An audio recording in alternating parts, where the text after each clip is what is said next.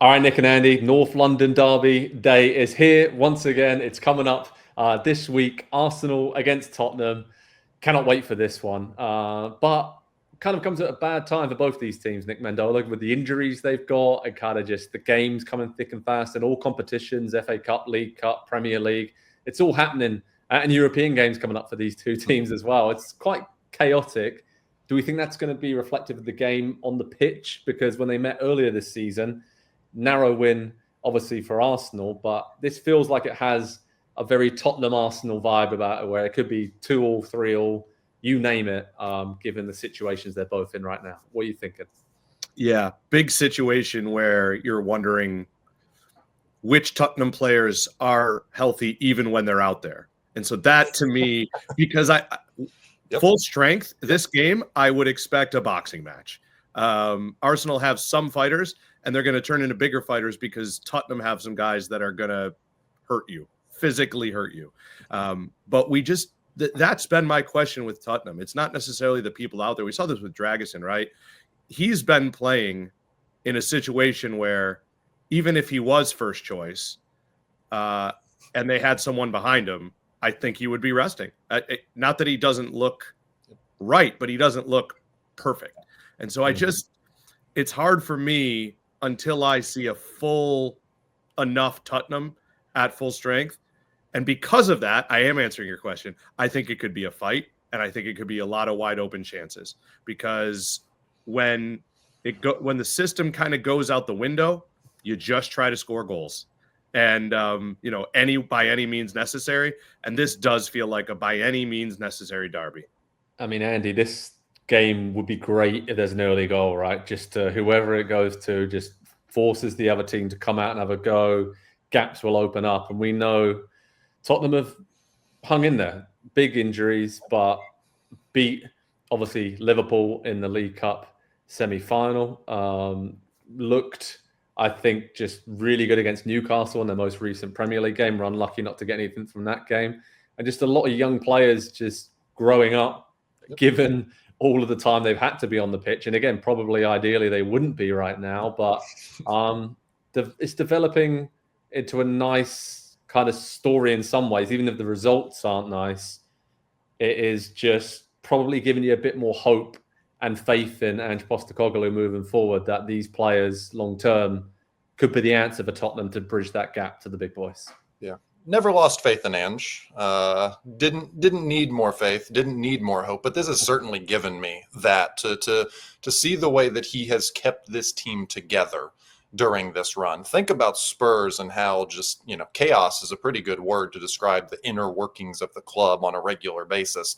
There has been none of that during this period. You would expect players to be frustrated with their roles, with the results, with maybe wanting to move on. Everybody is on side with Ange at the club right now, and I think he's been a big part of that. And I think one thing that he has done as a manager, not so much a coach, but as a manager of people, he has made a lot of the conversation and put a lot of the attention on him, in the same way that Jose Mourinho used to do, and in the same way that Ruben Amorim has done a little bit since going to Manchester United, where he is making it's his job and his responsibility. And so I just don't think Ange has gotten enough credit during this period. The results have been bad, but you can see a team and a project growing and becoming something right in front of your face. And if you just imagine putting those three defenders back into the team, Van de Ven, Romero, Udogie, and suddenly it looks like a Premier League team. And at that point, then I think the real Ange era begins, because he's had the time to build something, been given the patience, and it's really coming together now, whether it's Lucas Bergvall in midfield, 18 years old, Archie Gray at center back, not a center back at 18 years old for the last month, playing alongside Dragusin. It's been incredible to see these individuals grow, and it feels like this is the time where all the individuals are about to come together, and the collective is going to have a rising up. Yeah, and talking about someone growing, I mean, Kulusevski has really grown into a leader this season. What a great season he's had. He's been wearing the captain's armband when Son hasn't been there. And you still have big players. Solanke as well is really progressing and stepping up with some big goals and assists and performances. So there's a lot to like about Tottenham, even if the results on the pitch haven't been what they needed in this moment to get themselves back in the top 4 conversation. Nick, Arsenal really struggling though with Saka out, obviously one of the best players in the world. You miss him, and how key he is to Arsenal. Everything runs through him on that right side of Odegaard and Timber, and just everything gravitates to that side of the pitch for Arsenal, right? So him being out is a huge blow. And it feels like a pivotal few weeks for Arsenal in their season, in all competitions, to see how they're going to deal with that and deal with the squad being stretched to its limits. And I still think personally the title race is still on. Obviously, they missed an opportunity in their most recent Premier League game when they drew away at Brighton. I was at that game for PST, spoke to Ricardo Calafiore afterwards and said, what happened in this game? Because they went ahead and then they couldn't build on that lead. And that's kind of been a reoccurring theme this season. And he said, I can't really explain it. It was kind of, the tempo, just something was missing. And it just does feel like Arsenal running on empty a little bit. But if they win a North London derby, that certainly energizes things, right? And we can't kind of overlook the intangibles that come with winning a game like this and what it can do, just confidence and belief to get you going again, if you will, if you're Arsenal.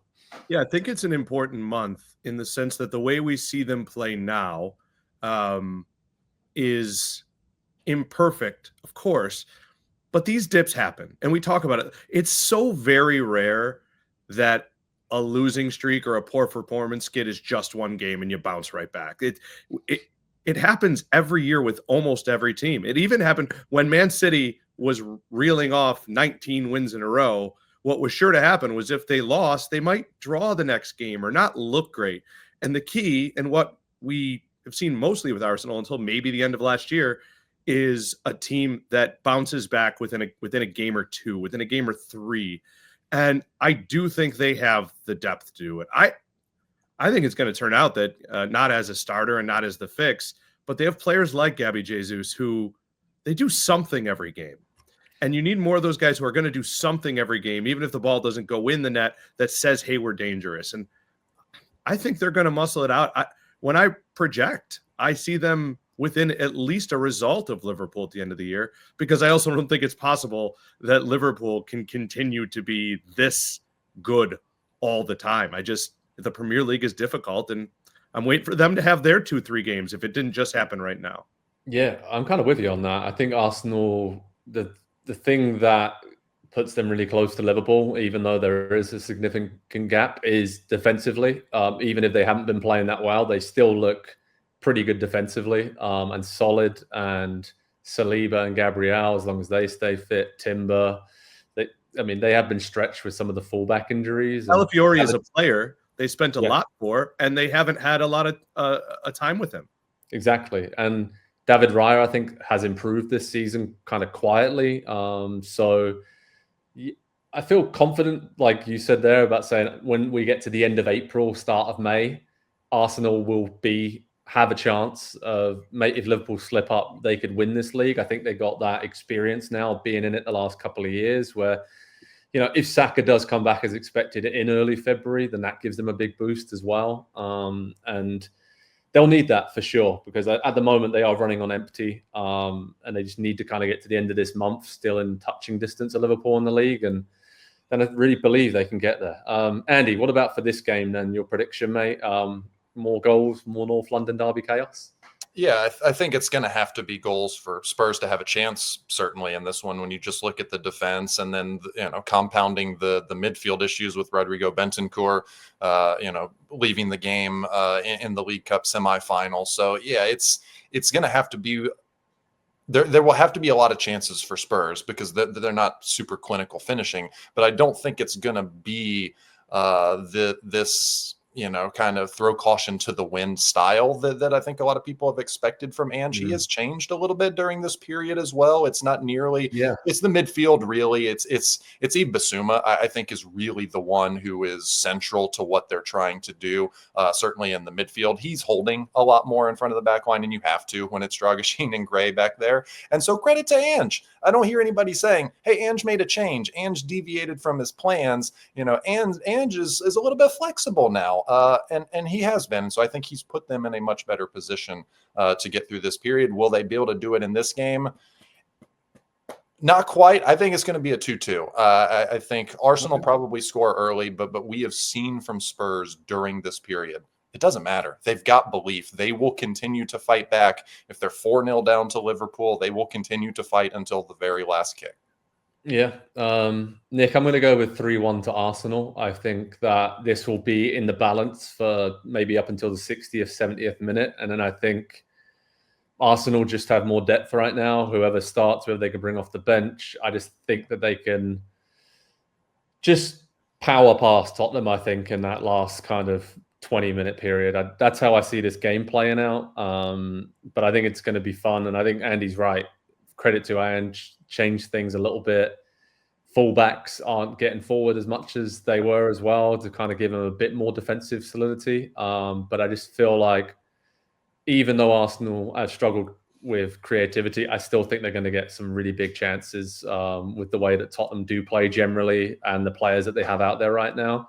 And I just can't see any other result than an Arsenal win. Sorry, Andy. Nick, what are your predictions, mate? Well, I love Ange, and I've just had bronchitis, so I can actually kind of talk to him like this. But I will say this: it would be refreshing because I really do love him. Even going back to Celtic, if he would just say, "You know what, you guys were right. I could change a little." I feel like this game is always a draw. I know it's not, but I feel like this game is always a draw, and it was usually Harry Kane scoring late for some reason. I just can't pick Spurs right now because I don't know who's playing and I don't know how fit they are. So if this fixture was, he told me Romero's ready to go and everybody's healthy, like 100%, and Van de Ven, then I'd love Andy's prediction of a 2-2, but I'm going to go 2-1 instead. I think they'll score, but at Arsenal, and again, we just talked up their merits as a title contender. So I will pick Arsenal 2-1. Okay, it's going to be a beauty. Arsenal against Tottenham in the North London derby. Head over to Pro Soccer Talk on NBCSports.com for all the latest on this game, how to watch, live analysis, reaction videos. We'll have you covered. Always a massive game, but this comes at a huge moment in the season for both Arsenal and Tottenham. Thanks, everyone, for watching. Thanks, Nick and Andy, for joining them, and we'll speak to you all soon. Cheers, guys. Hi there, I'm Rebecca Lowe, studio host of NBC's coverage of the Premier League. Don't forget to hit subscribe to watch more videos all season long. And if you want even more Premier League content, from original series to live matches, head over to Peacock.